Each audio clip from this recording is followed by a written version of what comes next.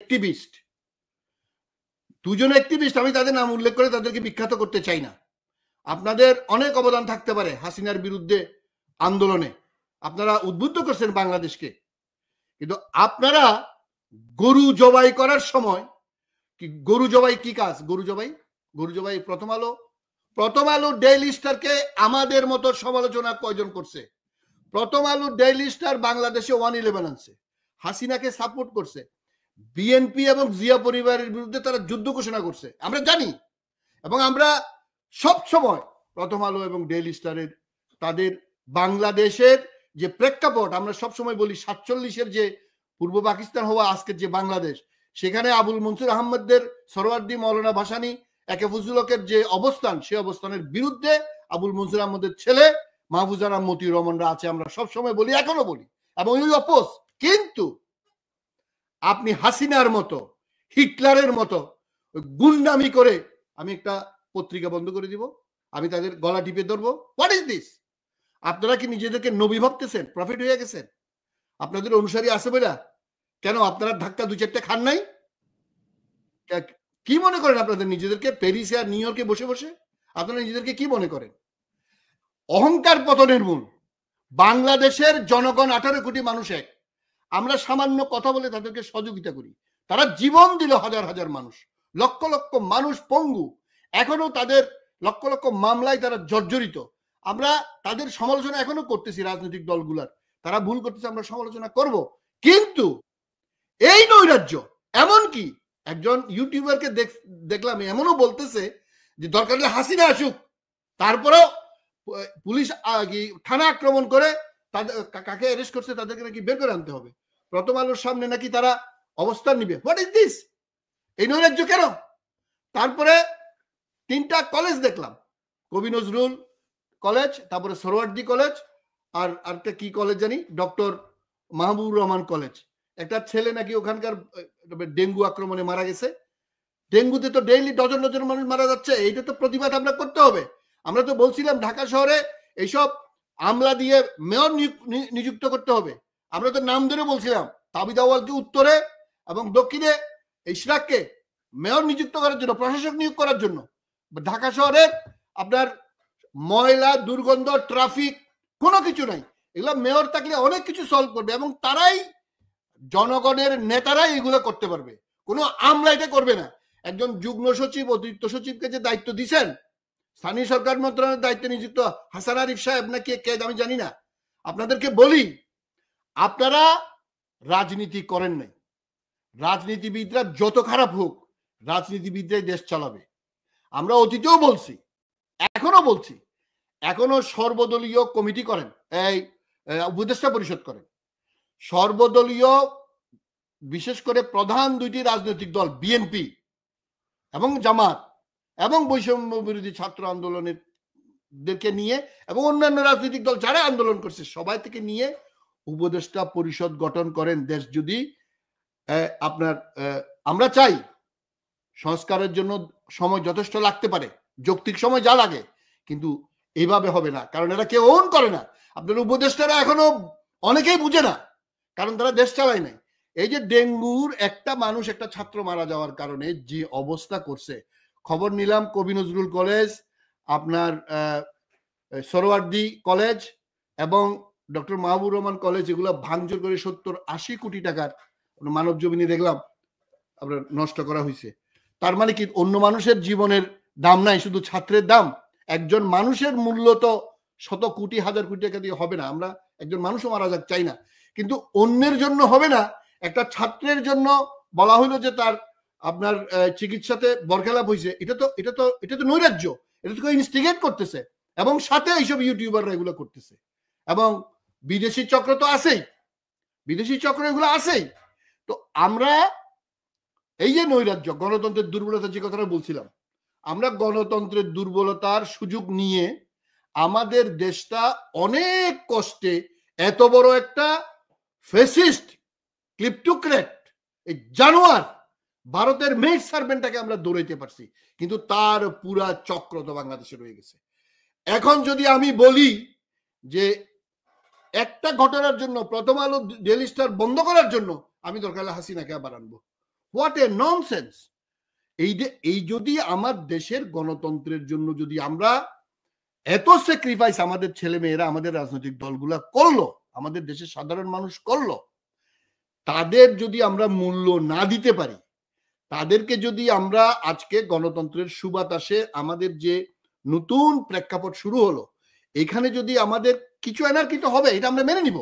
কিন্তু আমি আপনি আমরা যারা এতদিন এই আন্দোলনের সাপোর্টার হিসেবে কাজ করছি, আমরা এইভাবে নৈরাজ্য তৈরি করব? আপনারা কি মনে করছেন আপনাদেরকে মানুষ এগুলো গ্রহণ করবে? আমি বাংলাদেশের সাধারণ মানুষকে আহ্বান করব, আমরা যদি কোন রকমের নৈরাজ্য সৃষ্টি করতে চাই, আমরা সে যেই হোক, তাকে যেখানে যে অবস্থায় পাওয়া যাবে সে অবস্থায় তাকে মোকাবেলা করা হবে, এবং গণতন্ত্রের সুবাতাস সহজে আসবে না। ব্রিটিশরা, ফ্রেঞ্চরা, জার্মানরা শত বছরের বেশি যুদ্ধ করছে গণতন্ত্র কায়েমের জন্য। তবে আমি আপনাদেরকে এই কথাটা বলবো, আপনারা হতাশ হবেন না। এইসব নৈরাজ্যবাদীরা থাকবে, এইসব অসম্ভব খারাপ লোক থাকবে, কারণ গণতন্ত্র হচ্ছে লিবারেল, এখানে সবাই সুযোগ পায়, সেই সুযোগে অনেককে অনেক কিছু করতে চায়, করবেও, কিন্তু হতাশ হলে চলবে না।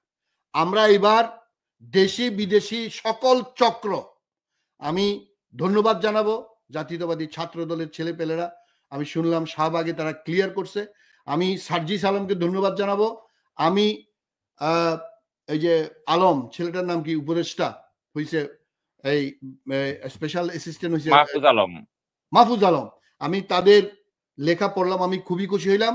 আমরা যে কথাটা বললাম তারা চিহ্নিত করছে এই কারা এগুলো করতেছে, এবং তাদের স্ট্যাটাসে খুব সুন্দর পরিষ্কার করে লিখছে, এবং বিএনপিও দেখলাম খুবই কেয়ারফুল, এবং তারা সারা দেশে এই নৈরাজ্যের বিরুদ্ধে ব্যাপক তৎপরতা চালানোর জন্য 15 দিন ব্যাপী কর্মসূচি ঘোষণা করছে।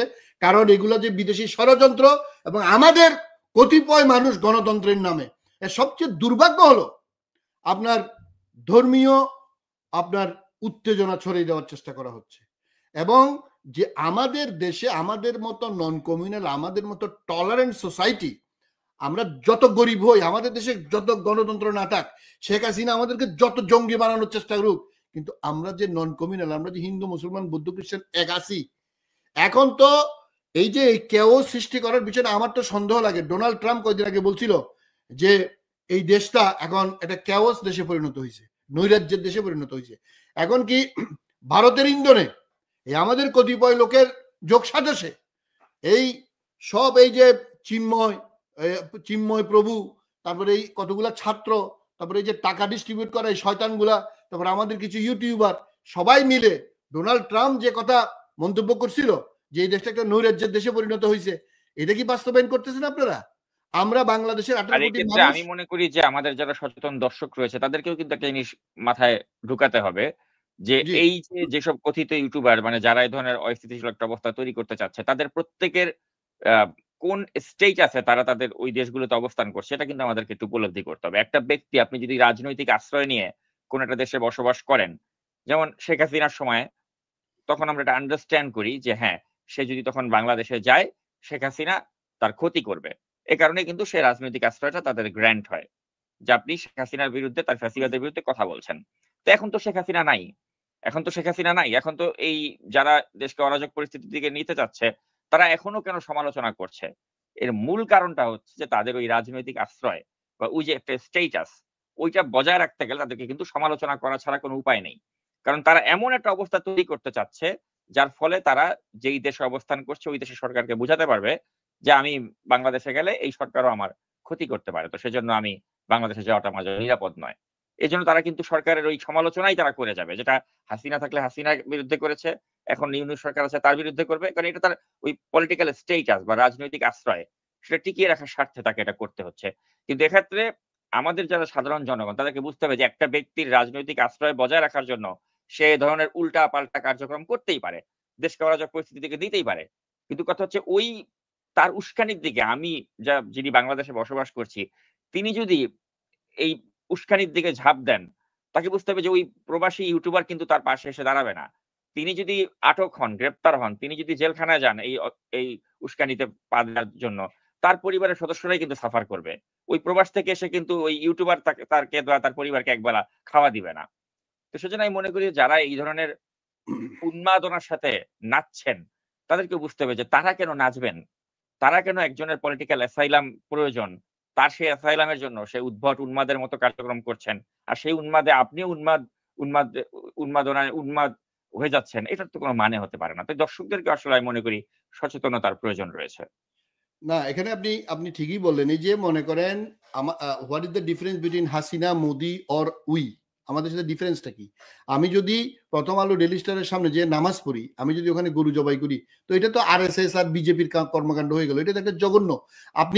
আপনি প্রথম আলোকে অপোজ করার জন্য আরেকটা প্রথম আলো তৈরি করেন।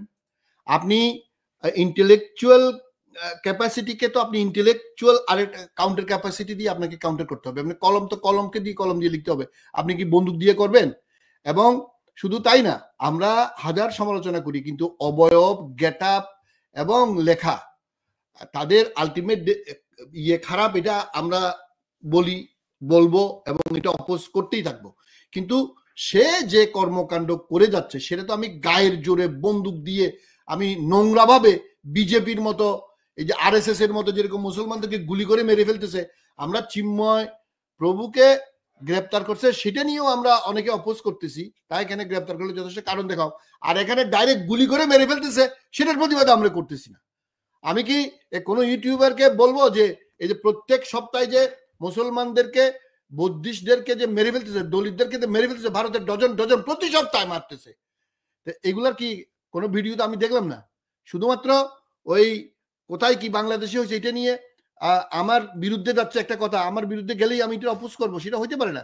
আমি বাংলাদেশের মানুষকেও আহ্বান করব, আপনারা যথেষ্ট বুদ্ধিমান, ধৈর্যশীল, আপনারা গত 17 বছর এই ভারতীয় পাচারা গোলাম ডিক্টেটরের বিরুদ্ধে আপনারা লড়াই করছেন, আপনারা তাকে হটাইছেন।